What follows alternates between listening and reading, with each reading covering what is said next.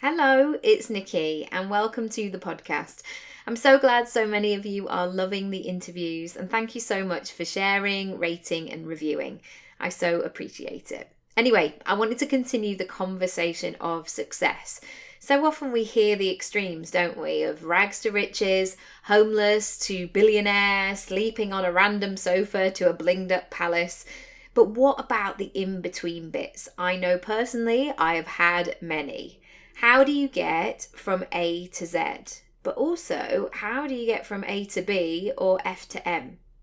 In these mini episodes, I want to provide questions to ponder, ideas that might spark a brainstorm, or raise topics that might be a little bit uncomfortable in the moment, but they will support you to go to the next level of your business. As always, please come over to social media at Nicky Raby, and I'd love to hear your thoughts and breakthroughs. Hello and welcome to another little mini episode to help you really understand what's been going on over the last year or so and to really help you prepare for the year ahead. I have been in huge creation mode recently, and as I've mentioned before on the podcast, when I go into creation mode, I have to go really quiet. I almost have to become a bit of a hermit and curl up and really get connected with that sort of intuition, my creativity. It sounds very indulgent, doesn't it? But I have to really dedicate myself to the cause.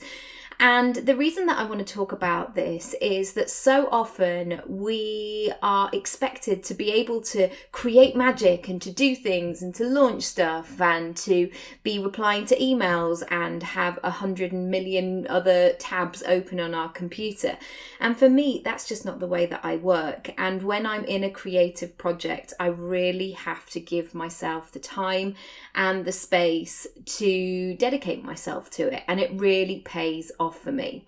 And I often get this sort of feeling around this time of year, and usually my goal setting for the year ahead begins in November.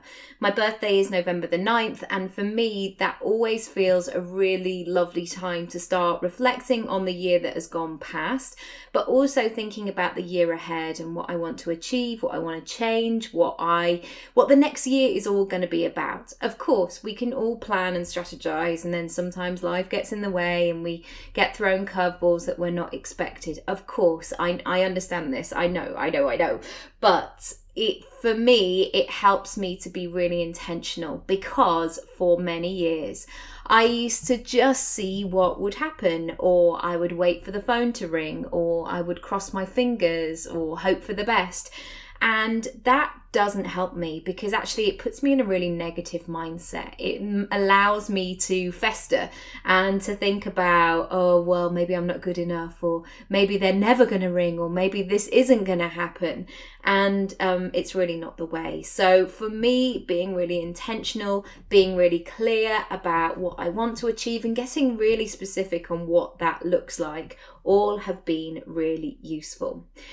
Next year, 2019, is an interesting one. Some things I can tell you about, some things I can't yet. And it's an unknown of what next year is going to look like. Because I've made some really bold moves, and some of the things that I'm going to be doing next year I haven't done before.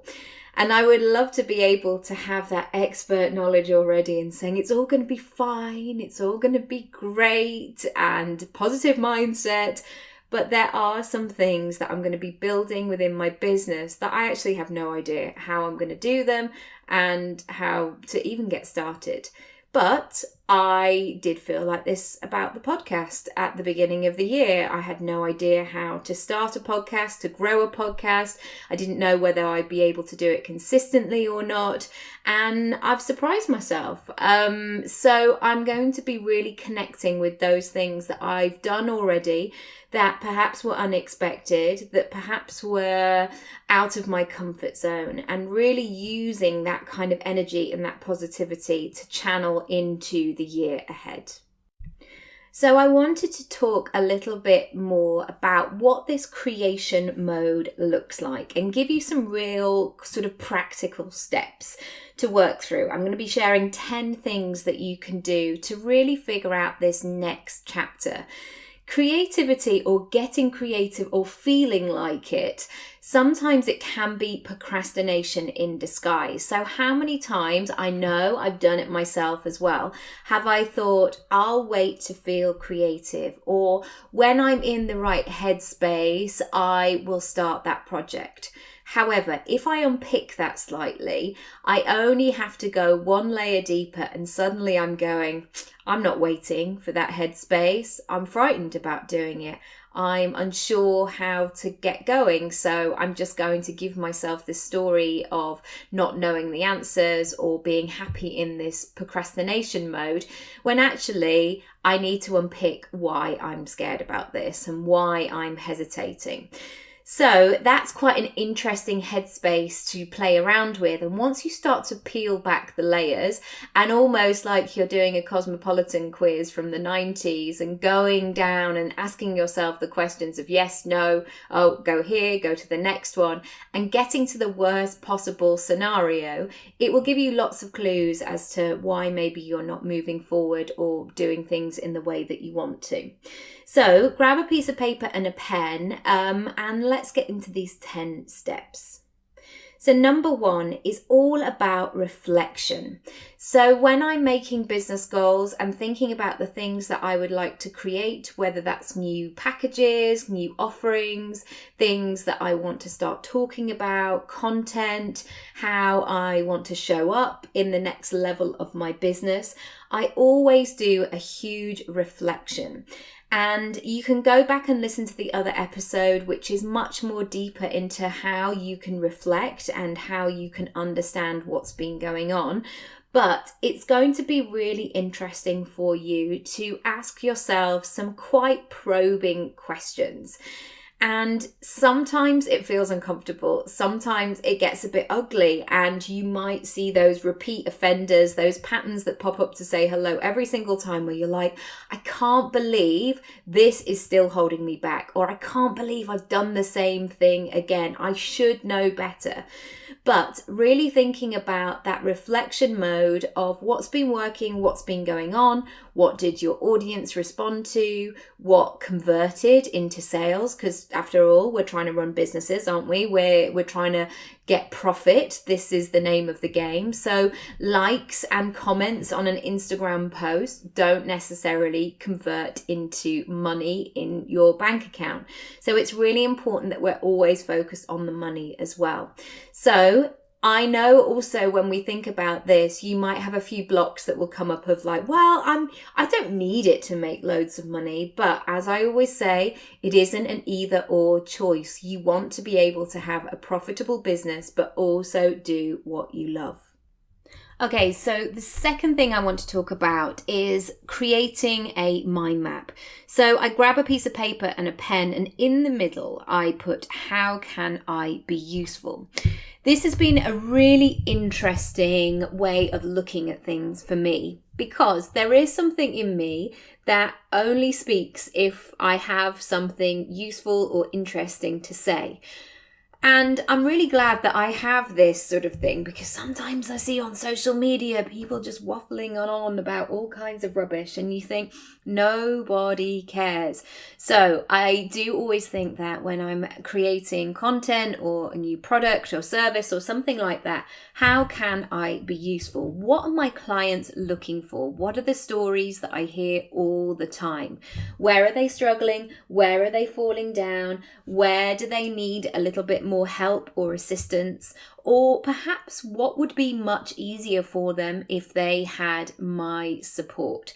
So that's a really interesting starting point for you, and doing it in a mind map allows you to have that free flow of a brainstorm and really capture lots of different types of ideas.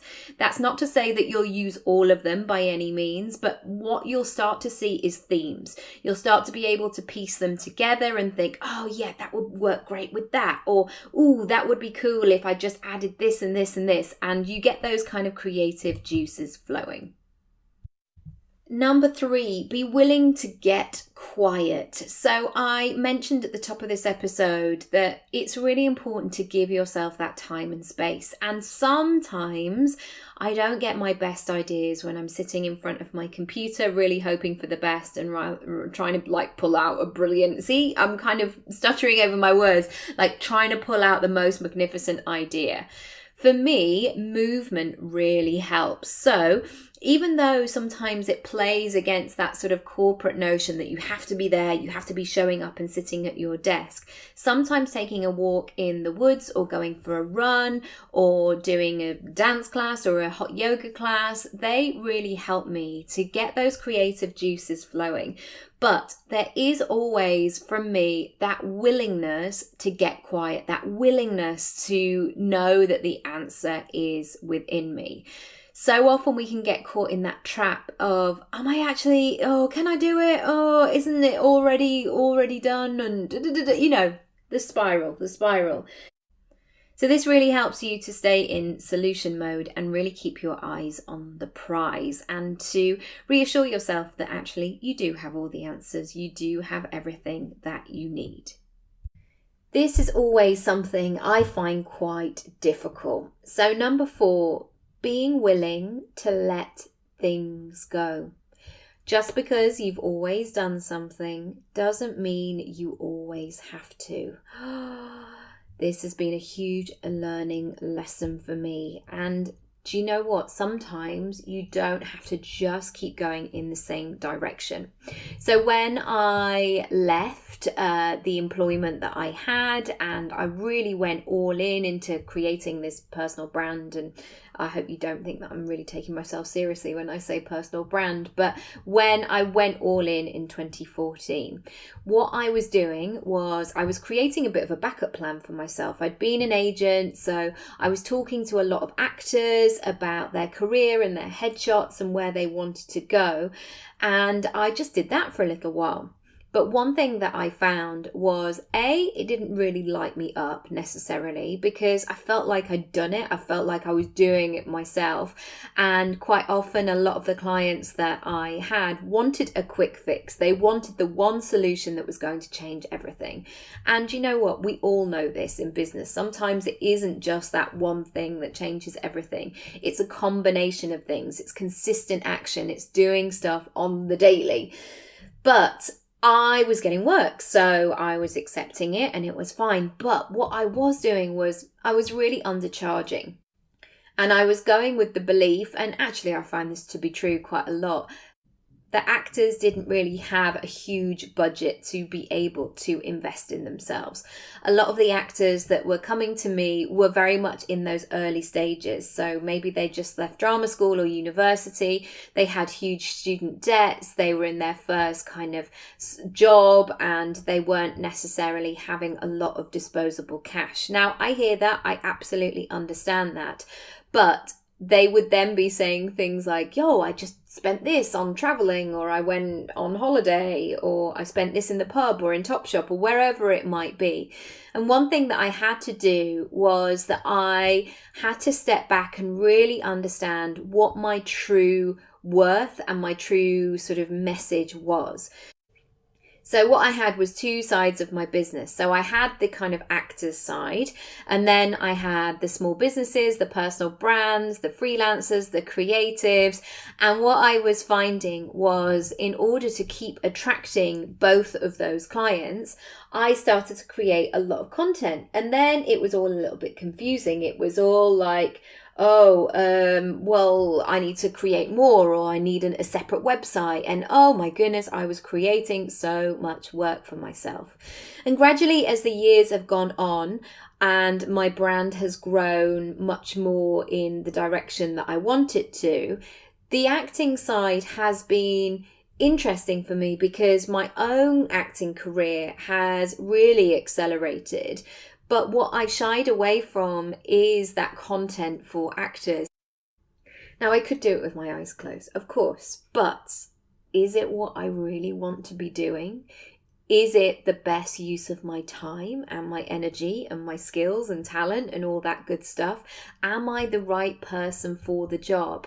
And sometimes it comes down to, do I want to do that? And if the answer is no, no could be a complete sentence. It doesn't have to have any more depth and meaning to it. It could just simply be no. And when you get to that point, oh my goodness, it's a beautiful moment and you have to acknowledge it.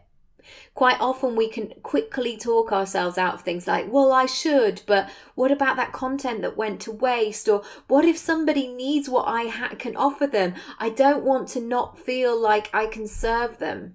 However, one thing that I've found is if I'm willing to let things go, if I'm willing to draw a line under something, I'm opening up the possibilities for other things. And when I can do that, it's so great. Okay, number 5 is to go into more detail around the things that I have done. So this can be in a very much sort of, this is what happened, this is where I spoke at, this is what occurred, this is how many clients that I've worked with. But going in a layer deeper and really understanding how that all happened and how that success occurred is quite an interesting one to play around with. So understanding your own patterns of success. So that could be, this happened because you actually sent the email, or you made the offer, or you put it somewhere different on your website so people could actually buy from you. It sometimes can feel really overcomplicated and really convoluted, the process to actually getting success. And sometimes when you're in that headspace of like, is it ever going to happen? It can be quite disheartening.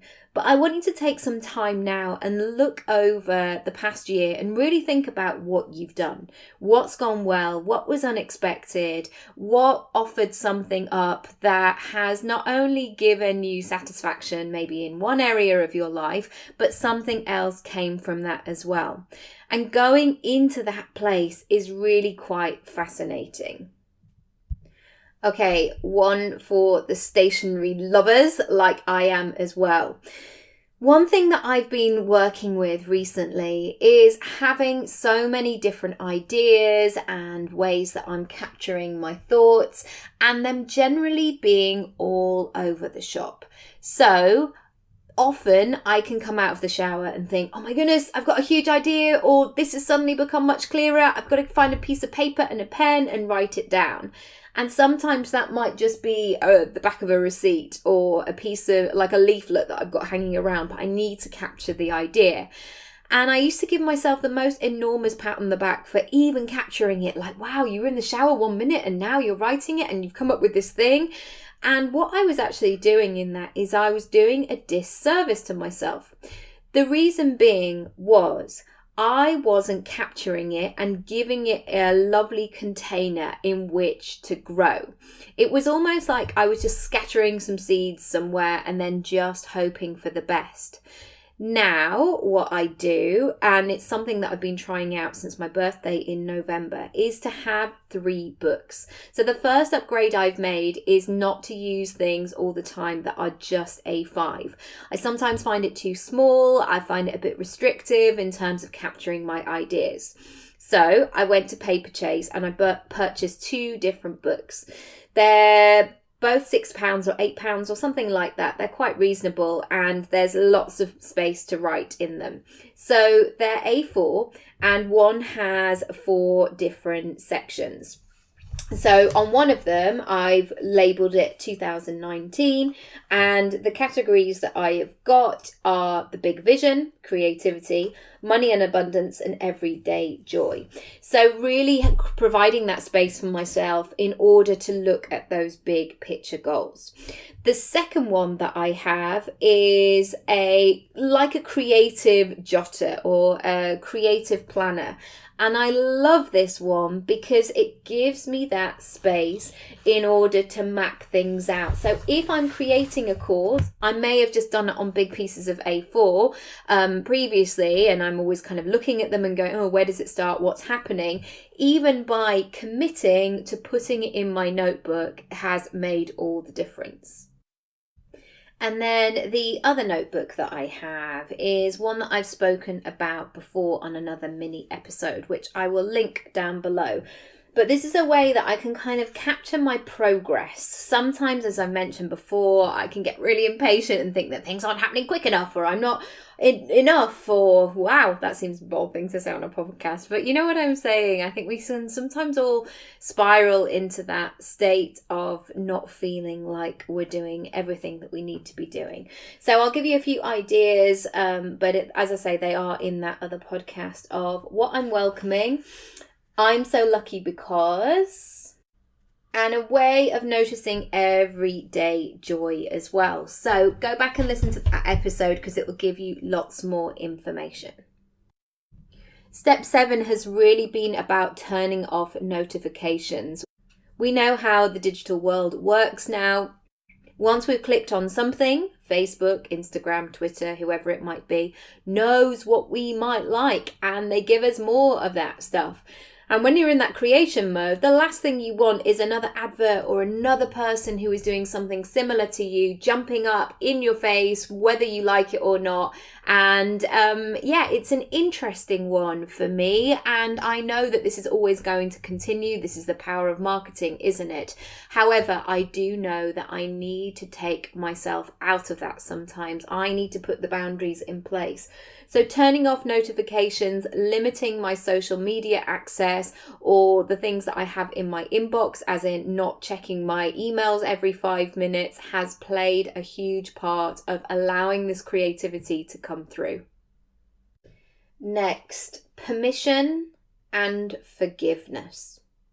Going to the next level in your business or in your life, making changes, making space, making decisions, making moves, all require permission. And often it isn't the permission from those around us or a responsible adult. It can be the permission of ourselves. It can be giving ourselves that willingness to want what we want and to be excited about that next chapter, and to say that, yes, of course, I am grateful for all the things that I have now, but I want more. I want more of this stuff, and I don't have to choose. I don't have to restrict myself and say, oh, well, I've had all my blessings now. I've had all of the things that I deserve, and that's it. I can't get any luckier.